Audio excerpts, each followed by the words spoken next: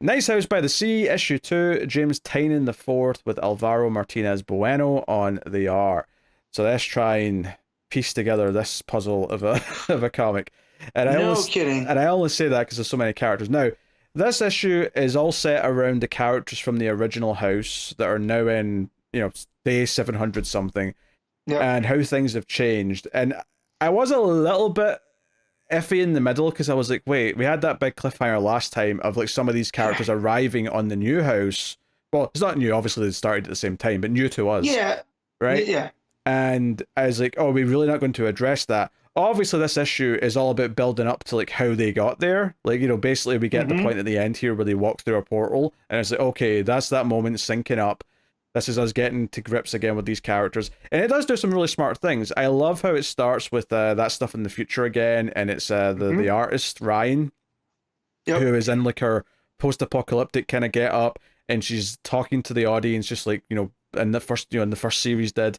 And she basically talks about how, oh, Walter had feelings for me, but I cared about Walter, but I never felt for him the way he wanted me to. And it does this little flashback story where she overhears Walter talking to another friend, and this idea that you have to like stop beating yourself up. She's kind of a dick for going home with someone, but like she can't replace Oliver, right? And they bring up this name Oliver, and Ryan says like in her present day like storytelling narration, that's the first time I ever heard the name Oliver. I never knew there was an Oliver, or that I was kind of replacing that person in Walter's life, or whatever that might be. So from here, it's like, okay, this idea of Oliver comes up. And what's really interesting is at the end of the book, when they go through the portal, one of the last lines we hear before we get to see anything, and it goes to the cliffhanger, is, Oliver, you're alive. Someone recognizes this Oliver from the other house. So it's very interesting that someone else put together this second house, but there's a character there that Walter knew and cared about and was seemingly hung up on, but then that person was in this other alien's life that put together a house and is now at the second house. So that paid off really well. When I got to the end and someone said, Oliver, because it's not like I remembered from the first issue that there's a character named Oliver, because like, come on. Me neither. Like, there's so many, we've got like 24 characters now to deal with between the two houses. It helps by what they're described as, like the pianist, the acupuncturist, the reporter. I can't remember their actual names. I just remember their designation. Not at all. And when it gets to like going through these characters, like I didn't even realize it was all characters from the first house immediately. It wasn't until it got to Nora and stuff. I was like, oh, okay, this is like the first house. This is like them. This is them after the death of that one guy who, or that one woman who was shot. The doctor. Yeah. And like, them talking about that, visiting her grave. It's been some time since then. And I'm like, oh, okay. And a big part of the plot of this issue is that a dog shows up in a crate and no one takes credit for asking for a dog. But they're all debating about what they should do about the dog. Is the dog safe? Is it just an alien?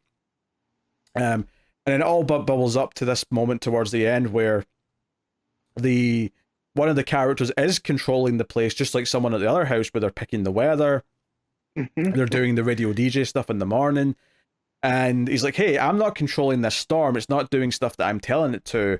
And then it's lightning striking that weird symbol that when they touch that symbol, they see the real world for a split second. That creates the portal. And a few of them are like, hey, we're going in. Like, we want to see what this is. This reminds me of like the back channels when Walter showed me it. And they all think Walter's dead, or they, at least, I mean, they're suspecting that he may not really be dead, but it may all just be part of the game. But, so they've not seen Walter in hundreds of days at this point. So it's very interesting because, 700 something days, that's about 2 years, right? They're about 2 years out from coming in here. So very interesting, like seeing all this play out. And the dynamics are still there, right? With because the guy that's doing the because he's in the control house, it's the comedian. So it seems like they're taking turns, right? So he's playing Weird Al. It's his turn to be in control of stuff. But when the dog shows up, it goes to Tynion likes to put in these prose pages almost, right? And if you read through there, it seems like someone's like, yeah, well, we tried to get people here and that never worked. So where did this dog come from? This isn't anything by the rules. Yeah, just by what you mean there when you say we tried to get people here, to just explain that, because it's a weird sentence.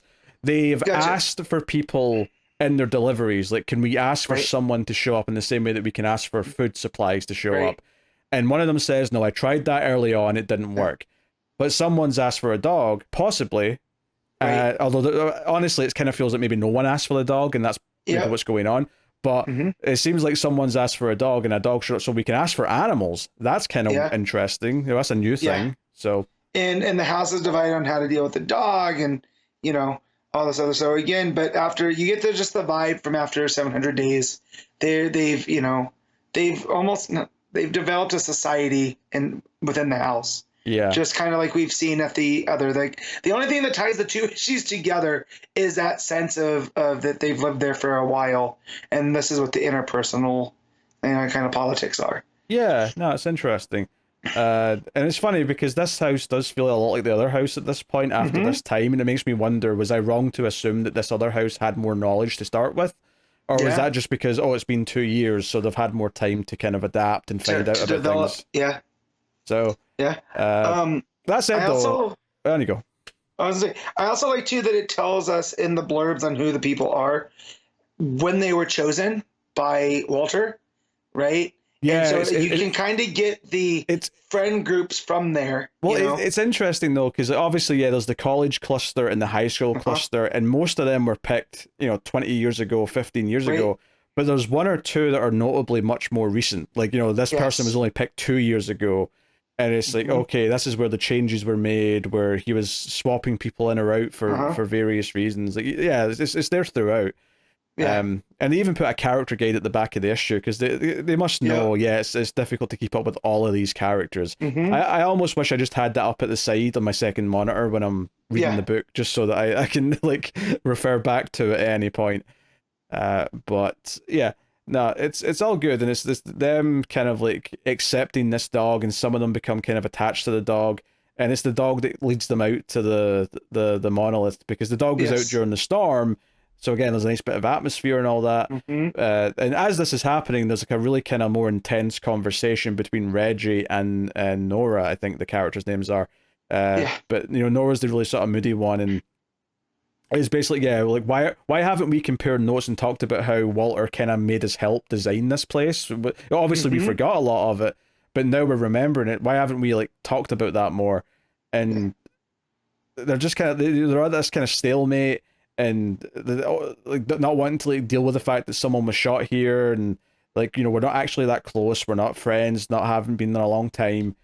So things are really kind of ramping up in an emotional perspective, and then as soon as this lightning strike happens, these are the characters that are kind of there to go through.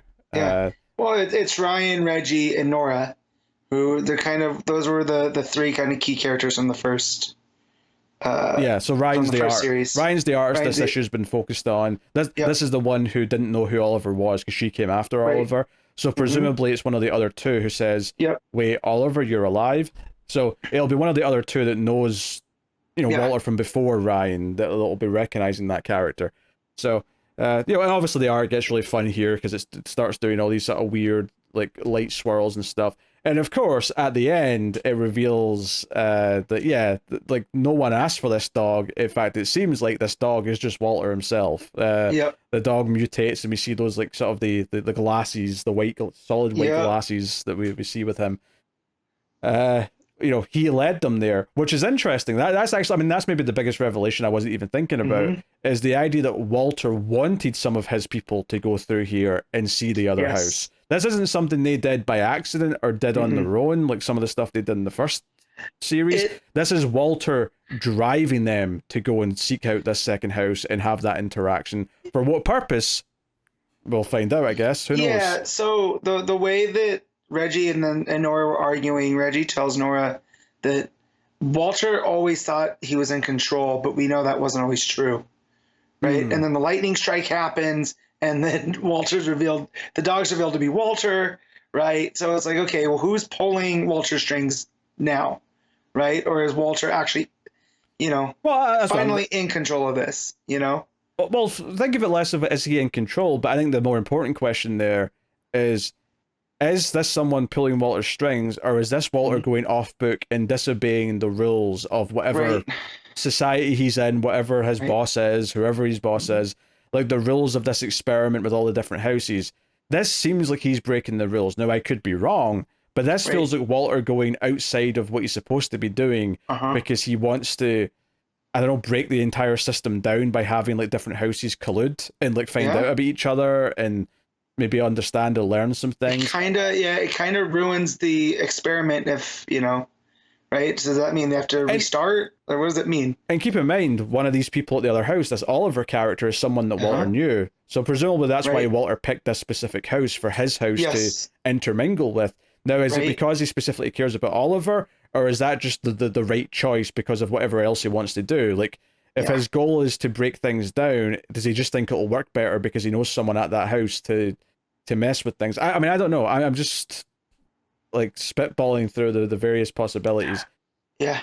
So Oliver was the actor from the first issue. That was the actor. That was the actor. That was the main one we were following in the first issue. Yes. Okay. Yep. Good to know. Good to know. Yeah. Yeah, the art here is gorgeous. All this stuff at the end, like, even just before it turns into Walter, the dog in the rain is so atmospheric. The sort of the glow of the moonlight off the white fur, the rain around it. Just really good stuff. All the lightning looks great. You know, I almost didn't recognize it was Ryan getting out of the portal at the end because the bright white light sort of like hides the blue hair because her hair's blue, but it almost just looks like it's blonde or gray in this final couple of panels because the lighting of this flash of light of the storm. Yeah. And But no, really effective. I do appreciate though that we're only going to maybe have 3 characters from the initial house because having all 24 of them at the same time, well, 23 because one died, but you know, like, having all of them together at the same time would be a nightmare. So having these 3 key characters from the first story to like focus on interjecting into the other house, I think, because I mean, we'll probably see it again at some point, but I don't think we're going to be bouncing back to this first house constantly. I feel like now that these 3 characters are on the new house, I think we're going to be staying in the new house for most of this series. It felt like this is what this house is going on, but now the status quo is these 3 through that portal, and now whatever happens for the rest of the series.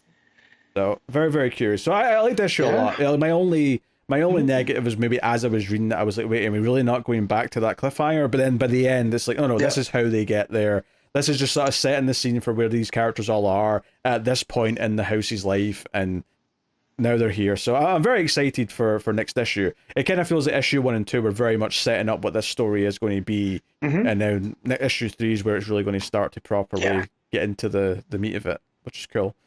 So, what are you rating, Matt? I'm gonna give this a solid 8. I mean, I'm still happy to go up to, but 8.5. I think it's just touching on that. It's great. It's very great. It's just touching on excellent. And really excited to have this book back.